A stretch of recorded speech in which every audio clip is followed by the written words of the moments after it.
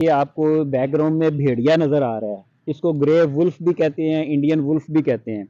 अच्छा, ये हमारे पीछे जो इनक्लोजर है, इस तरफ तो भेड़िए का है, उसके साथ ये स्ट्राइप्ड हाइना है, धारियों वाला हाइना। इस वक्त हम जिस एनक्लोजर के सामने खड़े हैं, ये आपको बैकग्राउंड में भेड़िया नज़र आ रहा है। इसको ग्रे वुल्फ भी कहते हैं, इंडियन वुल्फ भी कहते हैं। भेड़िया, इसको गुर्क बोलते हैं फ़ारसी में भी, और बलोची में भी गुर्क बोलते हैं, शापिर भी बोलते हैं। अगर चित्राल साइड पे चले जाइए, शापिर बोलते हैं। तो बुखारी साहब, ये जो भेड़िया है, अब ये एक पिंजरे के अंदर है। तो ये जानवर जो होते हैं, ये तो अपने ऊपर छत भी बर्दाश्त नहीं करते। तो आपने इसको ये कैद खाने में क्यों रखा हुआ है? ये जो है ना, रिसेंटली लाहौर से यहाँ पे शिफ्ट हुआ है। तो वहाँ भी कोई जंगल से पकड़ के नहीं रखा, कोई ट्रिंकुलाइज करके जंगल से या नेट करके नहीं लेके आए। ये वहाँ भी चिड़ियाघरों में जो जानवर इस तरह से पहुँचते हैं वो रेस्क्यू किए हुए जानवर होते हैं। तो इसको हमने यहाँ पे रिहेबिलिटेशन के लिए रखा है, प्रॉपर हाउसिंग नहीं है। इसकी आपकी बात ठीक है। ये हम इसमें मसलन इनको हमने रिलीज़ करना है इसके नेचुरल हैबिटेट में। तो ये भी देखना होता है कि अगर हम नेचुरल हैबिटेट में रिलीज़ करते हैं तो वहाँ पे स्ट्रेस क्या है, वहाँ पे ट्रेंड क्या है, वहाँ पे लोगों की भेड़ बकरियाँ हैं, वो तो नहीं मार देंगे इसको। तो इन सारी चीज़ों का ख्याल रखना पड़ता है। तो जब तक वहाँ पे हमने इसको रिलीज़ करना है तब तक हम यहाँ पे रिहेबिलिटेशन के लिए इसको हमने रखा हुआ है। जी व्यूअर्स, ये एक बहुत बड़ा अलमिया है कि ये जो भेड़िया है, इसकी डिस्ट्रीब्यूशन अगर देखी जाए, लिटरेचर बताता है कि पाकिस्तान के हर कोने में ये डिस्ट्रीब्यूटेड है, पाया जाता है। हम गिलगित बल्तिस्तान में देख लें, कश्मीर में देख लें, खैबर पख्तूनख्वा, पंजाब, सिंध, बलूचिस्तान, हर जगह पे ये पाया जाता है। लेकिन ऑन ग्राउंड रियलिटीज़ कुछ और हैं। नक्शा हमें बता रहा है कि इसकी डिस्ट्रीब्यूशन पूरे पाकिस्तान में है, लेकिन अगर जाके ढूंढें तो हमें मिलता नहीं है।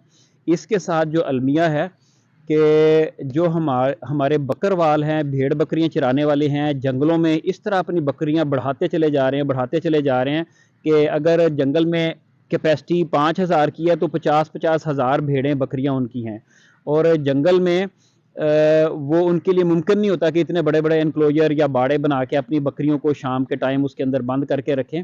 तो वो समझते हैं कि जंगल ही हमारे हैं, और जंगल में वो उनके यहाँ तसव्वुर ही नहीं है कि हमारी बकरियां बंद भी होंगी। तो अब ये देखें कि ये भेड़िया इसका हैबिटेट है, जिसमें 5 के बजाय 50,000 भेड़ बकरियां दिन रात चर रही हों। तो इसने खुराक भी वहाँ से लेनी है। इतने रश में, इतनी ओवर ग्रेजिंग के बाद जो इसकी नेचुरल प्रे है, हिरन हैं या खरगोश हैं या छोटे जानवर हैं, वो तो गायब हो गए इतनी कंपटीशन की वजह से। तो इस बेचारे ने फिर क्या खाना है? अब होता ये है कि ये अगर कोई एक भेड़ को खा लेता है, तो जो भेड़ों के मालिक हैं, वो फिर गोश्त में जहर लगा के इसके लिए फेंकते हैं, और ये बेचारा ना सिर्फ ये मरता है उसको खा के, इससे छोटे जितने भी और कार्निवोर हैं, जिसमें लूमड़ियाँ हैं, न्यूबले हैं, वीजल्स हैं, वो गोश्तखोर भी उस गोश्त को खा के मरते हैं। दूसरी बात इसी यह है कि तरह हमने साथ वाले केज में एक स्ट्रिप्ड हाइना है। स्ट्रिप्ड हाइना की भी स्टोरी इसी तरह की है बेचारे की। अब हमारे पंजाब में जो बखर का एरिया है, हमारा डीजी खान का एरिया है, इसी तरह नीचे सिंध पंजाब की जो बाउंड्री है, चोलिस्तान का, ये सारे एरियाज में स्ट्रिप्ड हाइना है। बहुत रेयर है, बहुत नॉक्टर्नल है, बहुत मुश्किल से नज़र आता है। को सुलेमान में या पहाड़ी इलाके जो कीरथर है वहाँ पे तो उसकी पॉपुलेशन ठीक है।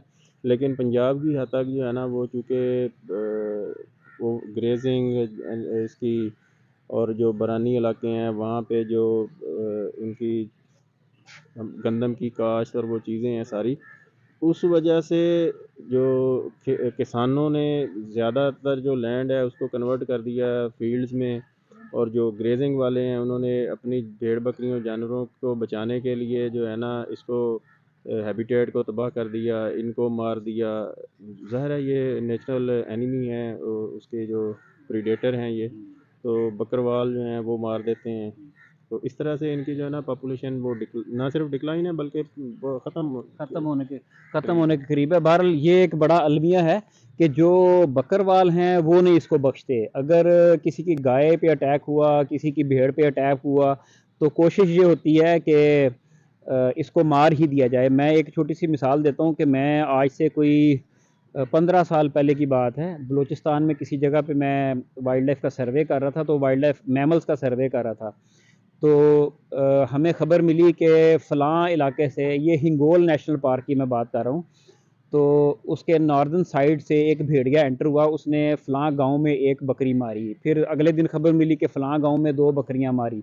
तो तीसरे दिन खबर आई कि वो मार दिया गया है। यानी कि एक नेशनल पार्क के अंदर जहाँ पे जानवरों को प्रोटेक्शन दिया जाता है, तो वहाँ पे एक भेड़िया बाई चांस अगर नज़र आ गया तो 3 दिन से ज़्यादा सर्वाइव नहीं कर पाया वो, यानी कि मार दिया गया। तो यही हाल पूरे पाकिस्तान में है। तो ये जानवर जो हैं, अगरचे ये IUCN रेड लिस्ट के हवाले से ये लीस्ट कंसर्न है ग्लोबली, लेकिन लोकली हमारे मुल्क में ये क्रिटिकली एंडेंजर्ड है, इसकी नस्ल ही तकरीबन ख़त्म होने के करीब है। अच्छा, ये हमारे पीछे जो इनक्लोजर है, इस तरफ तो भेड़िए का है, उसके साथ ये स्ट्राइप्ड हाइना है, धारियों वाला हाइना।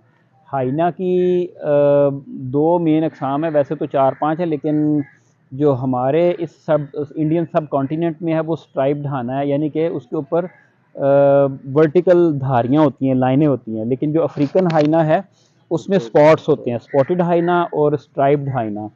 तो हमारे यहाँ स्ट्राइप्ड हाइना पाया जाता है। तो ये भी एक छोटे से पिंजरे में रखा गया है। अभी बुखारी साहब से बात हो रही थी तो इसका भी सिमिलर वही स्टोरी है कि ये भी रेस्क्यू किया गया है और यहाँ पे शिफ्ट किया गया वक्ती तौर पे। तो इरादा यही है कि जहाँ कोई मुनासिब जगह मिले, मौका मिले, इसको रिलीज़ किया जाएगा। क्यों बुखारी साहब ऐसे ही? क्योंकि जब हम इस तरह के जानवर को, जो कार्निवोर है, ज़हर है, भेड़िया है, वुल्फ है, तो मेरी मरी में पोस्टिंग रही है, वहाँ भी एक आम स्टोरी है कि ये जो शेर हैं ये वाइल्ड लाइफ वालों ने छोड़े हुए हैं। तो लोगों में एक आम एक गलत कंसेप्ट है कि वाइल्ड लाइफ वालों ने ये शेर छोड़े हैं। तो हम इस चीज़ का भी ख्याल रखना पड़ता है कि अगर किसी जगह पे हम छोड़ते हैं वो हाइना को, तो वहाँ पे जो बकरवाल हैं, जो भेड़ बकरी वाले, मवेशियों वाले हैं, ज़ाहिर है उनको अगर पता चल जाए कि वाइल्ड लाइफ वालों ने छोड़े हैं तो हमारे लिए भी मसला है और उस बेचारे की जान को तो खतरा है ही है। तो इसलिए रिहेबिलिटेशन के लिए थोड़ा सा हम रखते हैं, जहाँ जब मुनासिब मौका और सीज़न और इसकी जो जगह जो है वो मिल जाएगी तो इसको हम नेचर में रिलीज़ करेंगे। ये बुखारी साहब ने बड़ा अच्छा एक पॉइंट बताया है कि इस तरह का एक इंसिडेंट हुआ था। Khyber Pakhtunkhwa wild life department ने गलियात में एक इस तरह का रेस्क्यू किया हुआ लेपर्ड छोड़ा था। तो बाई चांस उसके रिलीज़ करने के बाद किसी लेपर्ड ने कोई बच्चे पे अटैक किया और नुकसान हुआ या मोर्टेलिटी हो गई थी, वफ़ात हो गई थी बच्चे की। तो फिर पूरा इलाका जो है वो डंडे, कुल्हाड़े और पता नहीं जो उनको मिला लेके वाइल्ड लाइफ की तरफ रुख कर लिया था उन्होंने। और वाइल्ड लाइफ वाले, फॉरेस्ट वाले कई दिन तक नज़र ही नहीं आए थे। तासर ये होता है कि ये वही लेपर्ड था जो महकमे ने छोड़ा था, इसने आके अब अटैक शुरू कर दिए। तो ये भी बहुत बड़ा एक मसला है कि इस तरह के जानवर को जब जंगल में छोड़ा जाता है तो सबसे बड़ा एक ये भी मसला होता है कि लोगों में इतना शऊर नहीं है, कि लोग यही समझते हैं कि ये जो ह्यूमंस पे अटैक हो रहे हैं ये वही हैं जो महकमा छोड़ रहा था। तो ये देखें, अभी ये बाहर निकल आया, इसको देखें, करीब से देखें आप, कितना खूबसूरत जानवर है।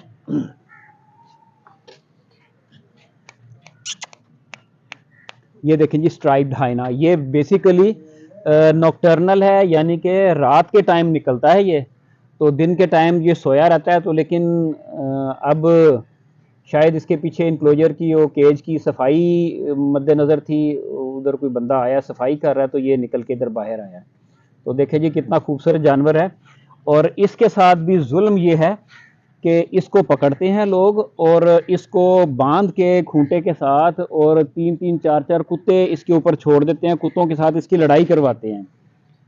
तो बहरहाल हमें तो ये तालीम दी गई है बुखारी साहब कि जो लड़ रहे हों उनमें सुलह करवाई जाए। तो इंसान यहाँ पे मुर्गों को लड़वाता है, कुत्तों को लड़वाता है, रीछों को लड़वाता है और इन्जॉय करता है। देखें, लोगों में अवेयरनेस की कमी है। जंगली जानवरों के मस्कन में इंसान घुसे हैं, ना कि वो इंसानों के मस्कन में आए हैं। तो जहाँ हमें अपनी लवलीहुड और अपनी मवेशी, माल मवेशी, ज़राअत और इन चीज़ों की अहमियत को मद्देनज़र रखना चाहिए, वहीं पे साथ साथ जंगली जानवरों की रहायश, उनके मस्कन, उनके हैबिटेट, उस चीज़ का भी ख्याल रखना चाहिए। हमें कुछ एरिया ऐसा छोड़ देना चाहिए जो जंगली जानवरों, जहाँ पे वो बेचारे अपनी जो है ना वो ज़िंदगी गुजार सकें। पूरे का पूरा जब एक हैबिटेट, एक पूरा इकोसिस्टम ही हम उसको चेंज कर देंगे तो इकोसिस्टम इम्बैलेंस हो जाएगा। नेचर के अंदर जो है वो जो लिंक्स हैं, जो फूड चेन और फूड वेब वेब में जो डिपेंडेंसीज हैं, जो टर्शरी कंज्यूमर्स हैं और जो प्राइमरी और सेकेंडरी कंज्यूमर्स हैं, जब वो चीज़ें बीच में से मिस हो जाएंगी तो नेचर इम्बैलेंस हो जाएगी, जिसके नुकसान हैं और हम क्लाइमेट चेंज की सूरत में और मुख्तलिफ शक्लों में वो नुकसान देख रहे हैं। लेकिन बुखारी साहब, इंसान जो है ना आजकल के दौर में जितना चाहे इसमें रद्दोबदल कर रहे, लेकिन कुदरत ने अपने आप को इक्विलिब्रियम में रखना ही रखना है, बैलेंस में, तवाज़न में रखना ही रखना है। और कुदरत जब अपने आप को इक्विलिब्रियम में लेके आती है ना, तो फिर इंसान जो है वो चीखते चलाते हैं कि ये तबाही हो गई, वो तबाही हो गई, जो फ्लैश फ्लड आते हैं, जो गैर मुतवक्के बारिशें हो जाती हैं, बहरहाल इस तरह की चीज़ें हैं। तो हमें कुदरत के साथ मिलजुल कर रहना चाहिए, इसी में हमारी भी बका है और बाकी जानवरों की भी बका है। बिल्कुल। ये जो हाइना है, स्ट्राइप्ड हाइना, इसको लगड़ बगड़ भी बोलते हैं, इसको चरक भी बोलते हैं। तो अगर हम साल्ट रेंज में चले जाएं, चकवाल इलाका, चकवाल खुशाब, इसमें इसको लक टुट्टा या लक तुरुटा भी बोलते हैं। तो मुख्तलिफ़ इलाकों में इसके मुख्तलिफ नाम हैं। और ये इसका जो इकोसिस्टम में रोल है, ये बेसिकली स्कैवेंजर है। तो स्कैवेंजर में भी ऐसा कि जो जैसे लोमड़ियाँ हैं, गीदड़ हैं, भेड़िए हैं, वो गोश्त खाते हैं, जो हड्डियाँ बच जाती हैं ये उनका भी सफाया कर देता है। यानी कि हड्डियाँ, इसकी जो जबड़ों की ताकत है बड़ी ज़्यादा होती है, ये हड्डियाँ भी खा जाता है। कुदरत में जो नेचुरल डेथ्स होती हैं, जानवर मरते हैं, अगर खुदा ना खासा देखें गांव में, मोहल्ले में कुत्ता या बिल्ली मर जाए, 4 दिन तक कोई उठा के ना लेके जाए सॉलिड वेस्ट वाले, तो कितना ताफुन फैलता है, कितनी बदबू फैलती है, कितने बैक्टीरिया उसके ऊपर एक्ट करते हैं और कितनी गैसेज निकलती हैं और बदबू कितनी पूरे इलाके में फैल जाती है। तो जानवर जंगलों में कितने मरते हैं रोज़ाना की बुनियाद पे। तो अगर इस तरह के स्कैवेंजर्स ना हों जो इसका गोश्त खा जाते हैं, हड्डियाँ खा जाते हैं, सारी आलाइशें खा जाते हैं, मिनटों में सफाया कर देते हैं, तो इतना ताफुन फैले जंगलों में, नेचर में, कि बंदे का या बाकी जानवरों का रहना मुश्किल हो जाए। तो उसी तरह बुखारी बिल्कुल साहब, बिल्कुल, ये स्केवेंजर हैं, ये मुर्दाखोर हैं, खुद शिकार कम ही करते हैं। ये जो अगर तो अफ्रीका की बात करें तो शेर, लेपर्ड, उनका जो चीता वगैरह का किया बचा हुआ खुचा जो, शिकार, हाँ। बचा खुचा है, वो खाते हैं। और हमारे यहाँ पे भी लेपर्ड तो साल्ट रेंज में और हर जगह पे रिपोर्टेड है, लेकिन चूँकि उसकी पॉपुलेशन बहुत कम है, वो रेयरली रिपोर्ट होता है।